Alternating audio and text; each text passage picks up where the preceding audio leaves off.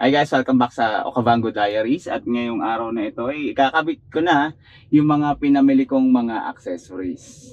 So kung bago ka pa lang sa akin channel, be sure to click like and subscribe, hit the bell notification para sa mga ganitong klaseng videos. Ano, tara, kapit natin.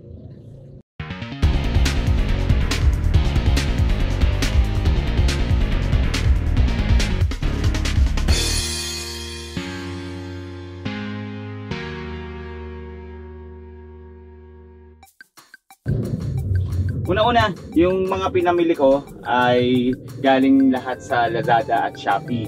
Mga online sellers lahat to. So, i-list ko lahat sa description yung mga pinamili ko. Tapos, andun na rin siguro yung every time na ikakabit ko, siguro papakita ko na lang din kung magkano.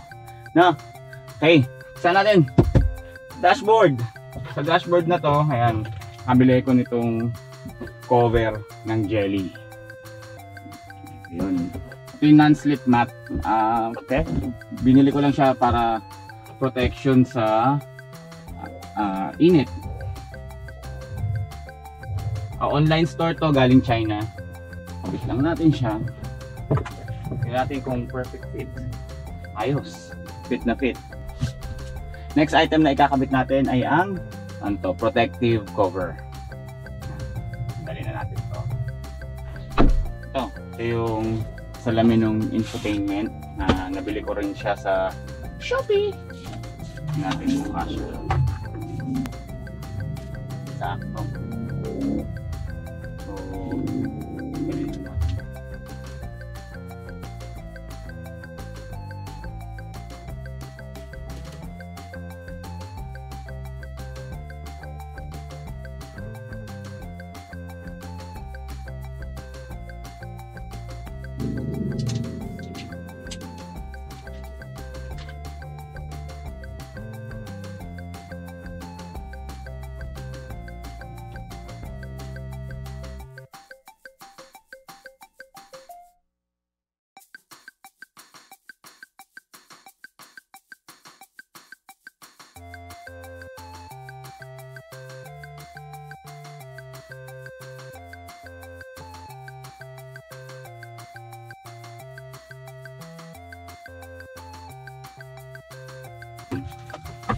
Ano pa?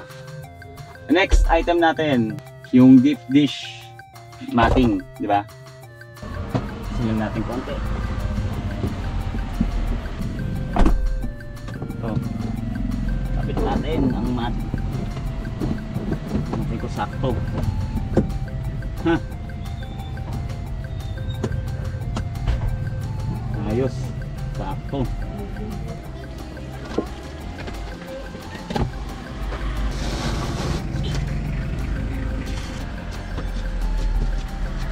Kabit natin.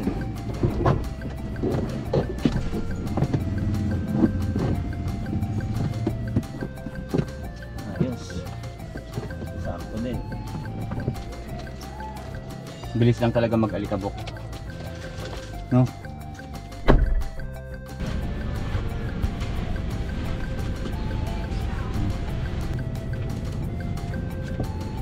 Bigyan natin.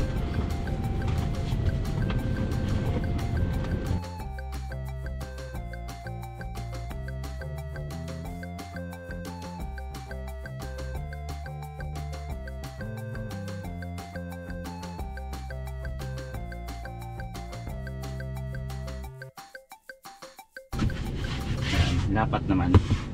So pwedeng lagyan na lang ng 3M yan na na additional something. So itong last row.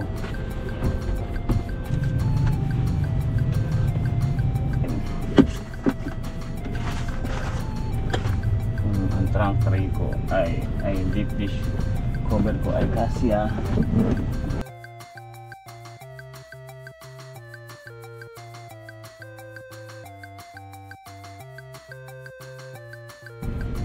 And what do you know?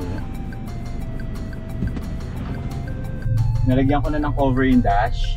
Nalagyan ko na ng screen protector yung infotainment.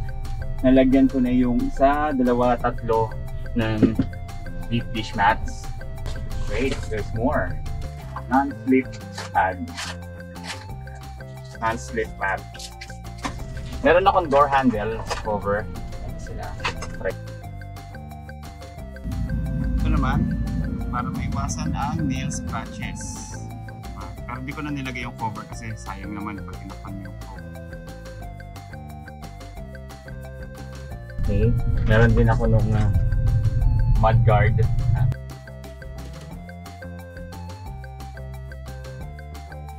Mud guard, protection from mud.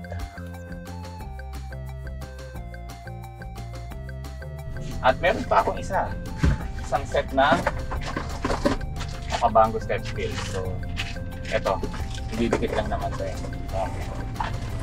Tara, dikit natin.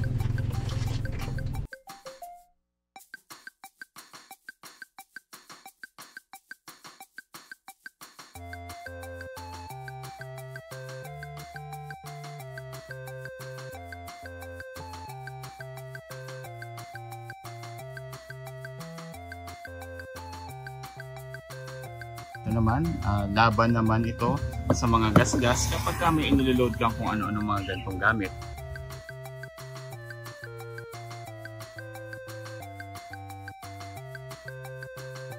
Ito ay laban sa mga gas-gas kapag bubukas ng pinto.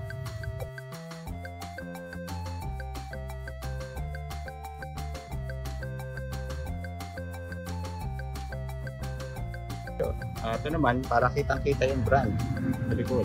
Mapapogi lang yan. Ito naman, wireless charger. Ito naman, 12 volts USB extension. At syempre, kasama rin ang 12 volts to 220 volts inverter. Masyado kang maraming iniinom. Kaliwat kanan, nagdagdag na rin ako. Diba? Kung ayaw mo ilagay dito, please, may lalagyan ka sa kaliwat kanan.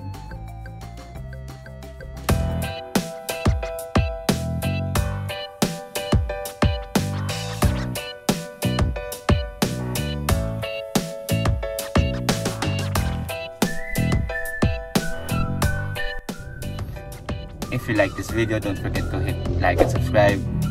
Click the notification button para pa sa mga ganitong klaseng pagkakabit ng mga kung ano-ano sa aking sasakyan na Okavango.